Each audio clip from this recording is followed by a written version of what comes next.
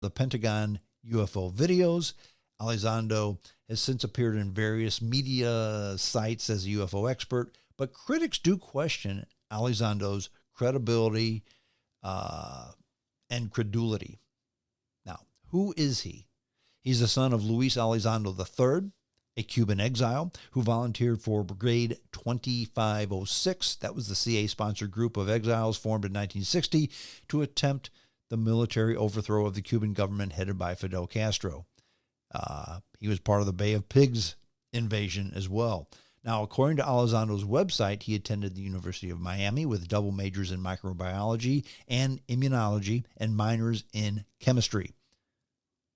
Elizondo served in the U.S. Army for 20 years, running military intelligence operations in Afghanistan, South America, and Guantanamo Bay.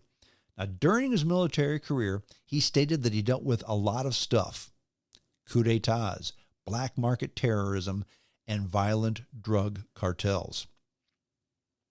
During the September 11th terrorist attacks, Elizondo then was redirected towards East Asia, where he served as advisor to the intelligence unit assigned to support General James Mattis, Mad Dog Mattis, during his command of the Marine Expeditionary Unit Task Force 58 on the War on Terror.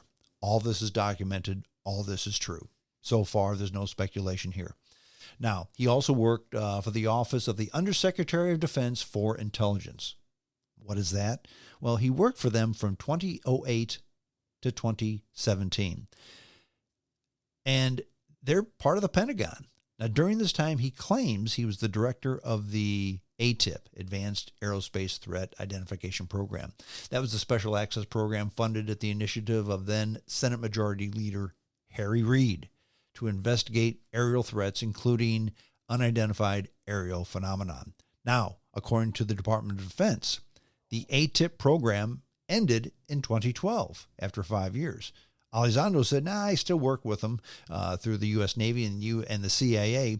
I worked out of the Pentagon for this program until October 2017, when he resigned in protest from what he characterized as excessive secrecy and internal opposition.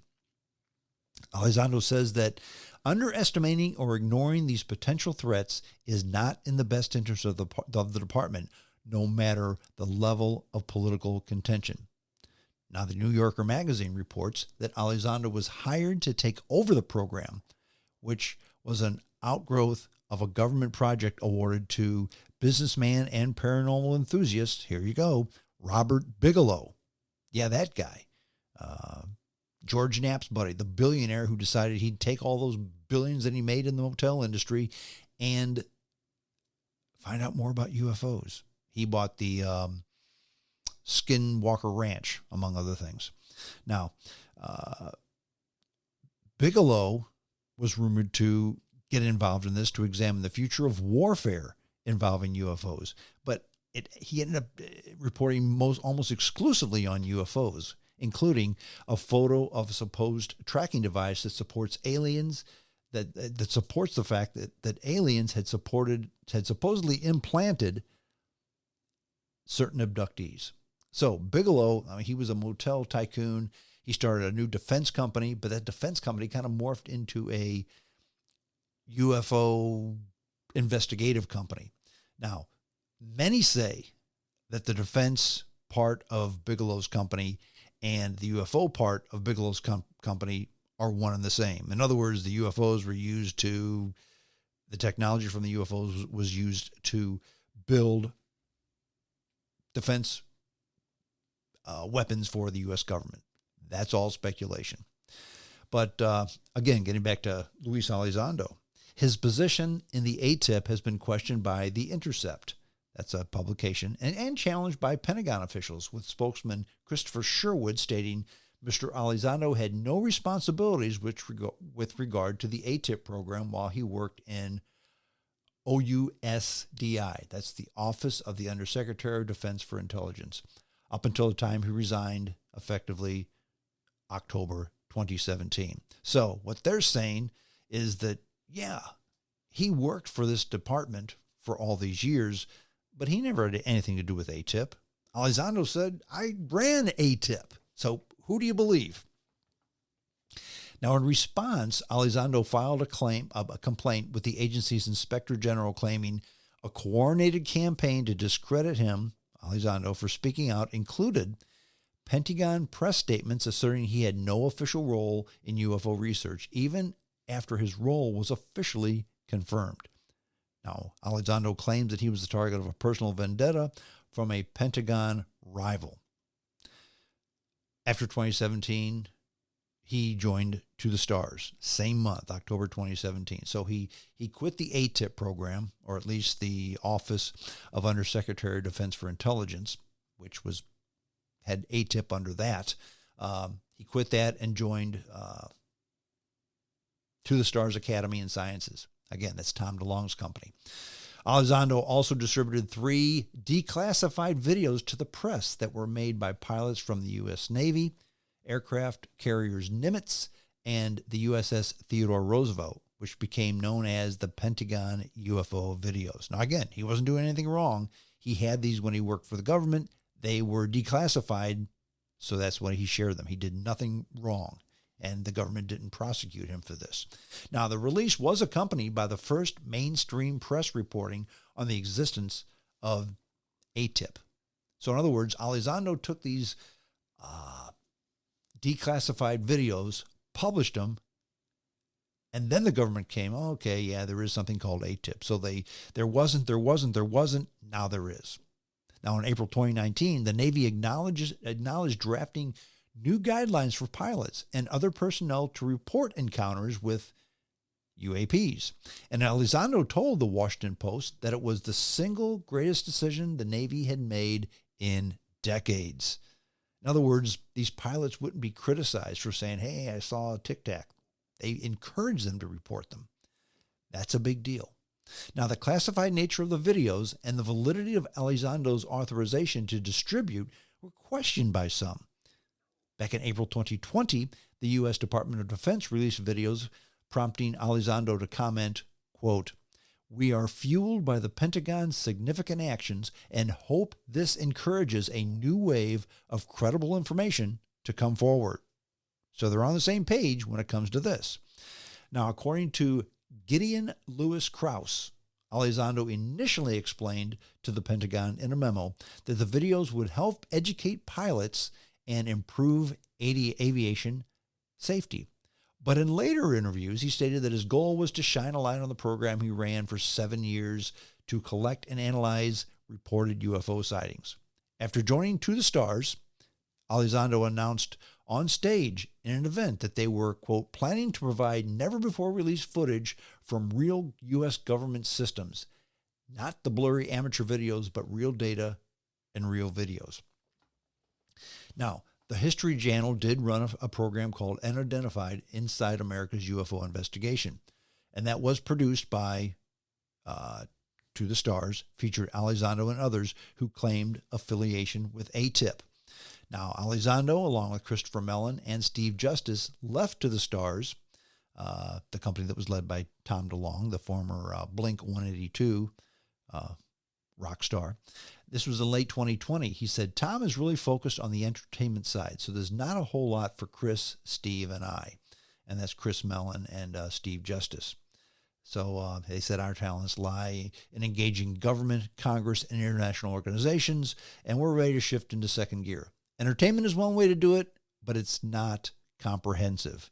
That's according to Elizondo. So what goes there?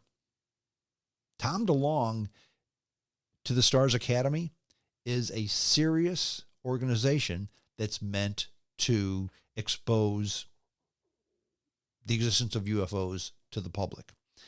And DeLonge has put tens of millions of his own dollars into this. Now, how do you do this? Well, he's an entertainer, so he entertains. Going on coast to coast is not the only way to get the point of UFOs being real across to the public. So DeLonge has produced these rather slick videos and programs for the History Channel and for others to let you know what's going on. That's what he does. He's an entertainer. He entertains. And as I've said on this dopey podcast many times, it doesn't matter what the subject is, what the topic is. If you want people to listen, it better be entertaining or nobody's going to listen. Nobody's going to watch. To the Stars Academy, Tom DeLonge certainly knows how to produce entertaining product. Now, there have been other criticisms of Luis Elizondo. In fact, there was a reporter for the New Republic. His name is Jason Calavito. He questioned why, if Elizondo was so concerned with UFOs, if UFOs were an imminent national security threat, why didn't he take his concerns to national security journalists or to Congress? Instead, he joined up with a company called Team Space Ghost. That's Elizondo's new company. Now, according to The Intercept, another magazine, a writer with The Intercept named Keith Clore said Elizondo and Mellon have come to rely on a largely passive and credulous press to generate sensational UFO headlines. In other words, they're hanging on his every word, and he doesn't disappoint. Now, Clore also notes that Elizondo received considerable media attention back in 2017, the New York Times story called Glowing Auras and Black Money. That was the famous New York Times article about the Pentagon's mysterious UFO program. That was the story that broke. That's the headline that, okay, UFOs are real, by the New York Times. When the New York Times says it, people pay attention. Okay. He also gained visibilities by starring in the History Channel's Air and Space magazine. He wrote for the TV series TV series too, and it cast Elizondo as a burly, intrepid, backpack-toting crusader seeking to expose the truth in the face of a stonewalling government bureaucracy and the culture of ridicule. In other words, they kind of jazzed him up to be the hero, maybe the anti-hero, okay? Now, in doing so, the History Channel followed a long tradition within ufology of portraying the UFO investigator as a heroic figure determined to tear away the veil of secrecy surrounding extraterrestrial visitors. Translation: it's just another reality show docudrama. And many in the media thinks that's what Elizondo is because of his posturing. And he certainly has postured. But did he do that because that's what Tom DeLonge taught him? He saw the success in that? It's hard to say. Now, the New York Times Pentagon correspondent, her name is Helene Cooper, she interviewed Elizondo back in 2017. Now, Cooper characterized Elizondo's behavior as typical of intel officers who are really spooky guys, and they're very secretive, and they tend to be rather paranoid. Now, according to Ms. Cooper, quote, there was a lot of looking over to make sure nobody was seeing us. He sat with his back to the wall. He said because he wanted to see if anybody came in. He wanted to see if anybody came in, I should say. Now, Ms. Cooper also explained to The Daily podcast hosted by Michael Barbero that at the time she spoke with Elizondo, she found him very credible. But when she got to the Metro after the meeting, she began to have second thoughts, saying, the further away I got from the interview, the less believable it seemed. Now, what does that mean?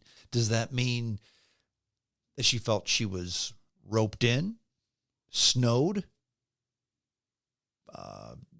I don't know. Maybe she just thought about it more. Maybe she thought, maybe this guy's more of an entertainer and he hooked me in.